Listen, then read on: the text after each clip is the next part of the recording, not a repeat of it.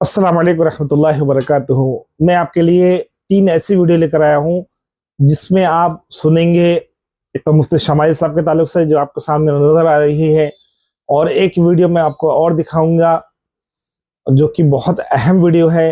अगर मैं उसके बारे में बता दूंगा तो सस्पेंस खत्म हो जाएगा। फिर एक वीडियो में आपके खाने के बारे में लाया हूँ कि खाना, बाहर का खाना और घर का खाना, इसमें क्या फर्क है और इसकी क्या असर पड़ता है हमारी जिंदगी पर। अब इंशाल्लाह पहले वीडियो देखिए। पहली वीडियो हमारी जो है मुफ्ती शमाइल साहब की है। कहते हैं ना, खिसियानी बिल्ली खम्बा नोचे, तो वो किस्सा हो रहा है यहाँ पर, खिसियानी बिल्ली खम्बा नोचे। देखो सुनो। डिबेट जो हुई है, मुझे तो ऐसा लगता है कि जावेद अख्तर मुल्हिद और शमाइल नदवी स्कॉलर और जो एंकर था, तीनों की मिली भगत है। नूरा कुश्ती हो रही है कि रातों रात हम लोग सोशल मीडिया पर वायरल हो जाएंगे और यूट्यूब से खूब पैदा करेंगे, पैसा कमाएंगे। वजूद बारी ताला पर दलील अक्ल से नहीं लाई जा सकती, इल्म से नहीं लाई जा सकती। वरना मुझे बताओ, शैतान को तो बहुत इल्म था, ये गुमराह कैसे हो गया? दुनिया में बड़े बड़े साइंसी लोग गुजर गए, आखिर ये ईमान क्यों नहीं लाए? तो पता चला अक्ल के जरिए खुदा को नहीं माना जा सकता, इल्म के जरिए से खुदा के वजूद को तस्लीम नहीं किया जा सकता, क्योंकि तुमसे ज्यादा जो इल्म रखेगा उस दलील को काट देगा। खुदा के मानने का जरिया न इल्म है और न अक्ल है, बल्कि याद रखो, ला इलाहा इल्लल्लाह को मानने का जरिया मोहम्मदुर रसूलुल्लाह है। तो आपने जिसे ये पहली वीडियो देखी, उन्होंने कहा मुफ्ती शमाइल साहब के ताल्लुक से कि सब जो है साजिश थी, पहले से प्रीपेड था और सब प्लान किया हुआ था सिर्फ यूट्यूब से पैसा कमाने के लिए, और अल्लाह को साबित करने की जरूरत नहीं है, अल्लाह को बगैर साबित किए ही मानना है। इसमें तो कोई शक नहीं है कि अल्लाह को बगैर साबित किए मानना है, लेकिन वो लोग मानना है जो जिनको अल्लाह की ज़ात पर यकीन है पहले से ही।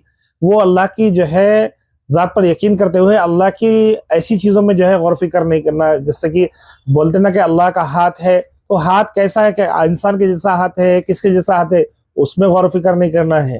अल्लाह को जो है बगैर दलील के, बगैर कुछ सोचे समझे, बगैर मुशाहिदे के ऐसा मानना है। लेकिन जो लोग नहीं मानते उनको तो दावत देना जरूरी है, क्योंकि अल्लाह ने उन्हीं लोगों को दावत देने के लिए भेजा है, उन्हीं लोगों को समझाने के लिए भेजा नबियों के जरिए से, जो अल्लाह को नहीं मानते थे या अल्लाह की जात में शरीक करते थे, तो उन्हीं के लिए दावत दी जाती थी। तो ये वही दावत थी मुफ्ती शमाइल साहब की, यही डिबेट था कि जो लोग नहीं मानते उनको समझाने के लिए डिबेट था, ना कि अल्लाह को साबित करने के लिए।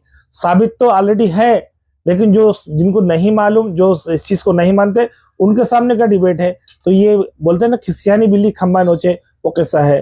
अब खाने के बारे में एक हदीस, वो सॉरी एक वीडियो है आपके सामने, ये हजरत क्या फरमा रहे हैं, इनकी गौर फिक्र सुनिए आप, कितनी प्यारी बातें बताई हैं इन्होंने।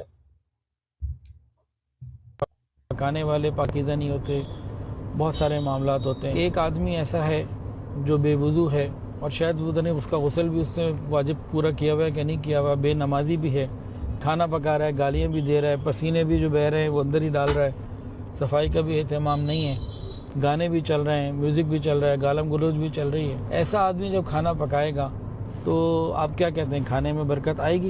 यकीनन नहीं आएगी। इसके बिलमुकाबिल एक औरत है, नेक है, पापर्दा है, जिक्र करते हुए पाकीज़गी के साथ, सफाई के साथ घर में खाना पका रही है, तो ये बरकतें आएंगी कि नहीं आएंगी? बिल्कुल आएंगी। तो घर के अंदर अगर हमारी वालिदा हैं, बहन हैं, बेटी हैं, बीवी है, तो जो भी घर की औरतें घर में खाना पका रही हैं जिक्र फिक्र के साथ, पर्दे में, तो ये बहुत बड़ी नेमत और सआदत है। इसका फ़ायदा बेशक बेशक। तो जैसे हमारे हजरत बताए खाने के बारे में, कि इसके बाद मैं एक वीडियो आपको दूंगा कि शिया से मुकाबला हो रहा है, शिया आलिम से, मुफ्ती समीरुद्दीन कासमी साहब का। अब उन्होंने क्या फरमाया इसमें आगे वीडियो में देखिए, 3 मिनट की वीडियो है। अब इस खाने के बारे में कहूँगा, इन्होंने जो बात कही बिल्कुल हक कही, सच कही, कि घर के खाने में जो बरकत है और जो नूरानियत है उसके जो फ़ायदे हैं, उसके जो असरात हैं, वो बाहर के खाने से कभी भी आ ही नहीं सकते। एक छोटा सा वाक़या मैं सुना के आपको बात ख़त्म करता हूँ कि एक बच्चा जो है दुनिया की पढ़ाई में जो है बहुत आगे था, लेकिन कुरान हिफ्ज़ नहीं कर पा रहा था। ये सच्चा वाक़या है। किसी अल्लाह वाले का नाम उनका याद मुझे को ज़हन में नहीं आ रहा। तो उन्होंने, वो अहले कश्फ थे और उन्होंने जो है ध्यान लगाया कि आखिर ऐसा क्यों हो रहा है।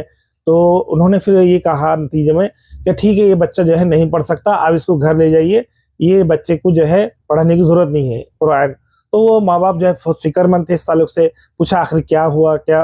बोले नहीं, इसका वजह यह है कि जो इस वक्त मामूल चल रहा है तो आप अपने आप को बदल नहीं सकते और ये बच्चा उस हिसाब से पढ़ नहीं सकता। तो पूछे क्या मसला है? तो फरमाए आप इसको बाहर का खाना देते हो तो इसलिए इसका जो है हाफिज़ा कमज़ोर हो चुका है, हाफिज़ा कमज़ोर हो चुका है। तो अगर आपको अपने आप को बदलना है, इसको घर का खाना खिलाना है, खुद जो है मेहनत करनी है, तो फिर उस बच्चे को पढ़ा सकते, नहीं तो नहीं पढ़ा सकते। तो वही हुआ। बताते हैं कि वो बच्चे को घर का खाना खिलाना शुरू करे और फिर वो बच्चा हाफिज़ कुरान बन गया। तो अब नेक्स्ट वीडियो देखिए। नहमदहु व नसल्ली अला रसूलिल करीम अम्मा बाद। मौलाना हसन अल्लाह यारी साहब ये शिया के बड़े आलिम हैं। इन्होंने दो बात कही है। एक तो है कि वो देवबंदियों से मुनाजरा करना चाहते हैं, और दूसरी बात ये कही है कि मौलाना शमाइल नदवी साहब रहमत दामद बरकातुहू ने जो दलाइल दिए हैं वो शियों की किताब से लिए हैं, खास तौर पर अल्लाह का वजूद, अल्लाह का देखना, अल्लाह कहाँ है। जवाबन अर्ज है कि हजरत हम देवबंदी शियों से नहीं लेते, हम तो सिर्फ आयत लेते हैं सराहतुन्नस, या हदीस लेते हैं स्याह सिता के, वो भी सराहतुन्नस, हम किसी से नहीं लेते। अशारा मातुरिदिया की तो बहस ही नहीं करते, तो मंतकी बहस है ये हजरत।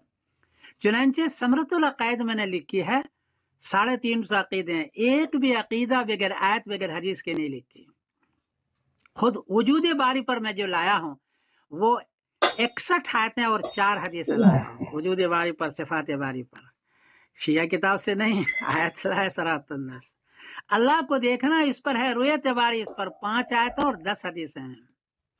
अल्लाह कहाँ है इस पर 38 आयत और 6 हदीसें लाया हूँ, आयत सराहतुन्नस।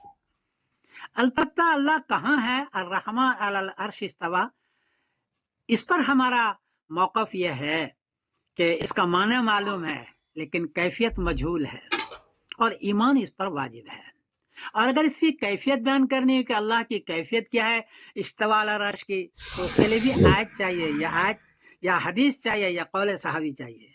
अगर वो है तब तो कैफियत बयान करें, और नहीं है तो सिर्फ ये कहें कि इसकी कैफियत मजहूल है। हम नहीं जानते कि अल्लाह की कैफियत अर्श इस्तवा पर यह है हमारा अकीदा। तो ये तो हो गई साफ बात कि हम आपसे नहीं लेते, आयत और हदीस इस्तेमाल करते हैं हम अकीदे में खास तौर पर ये हजरत।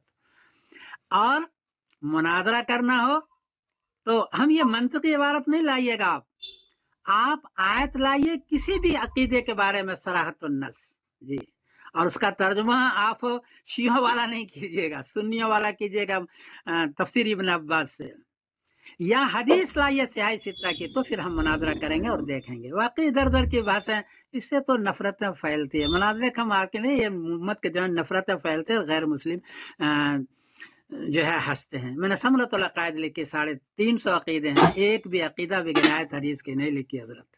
और पूरी हिदायत पर हदीस सेट की है, पूरी कुदूरी पर हदीस से कि सिर्फ 12 किताब से। ये हमारे देवबंदियों की बुलंदी है। बहरहाल कोई गलती हो तो माफ करना।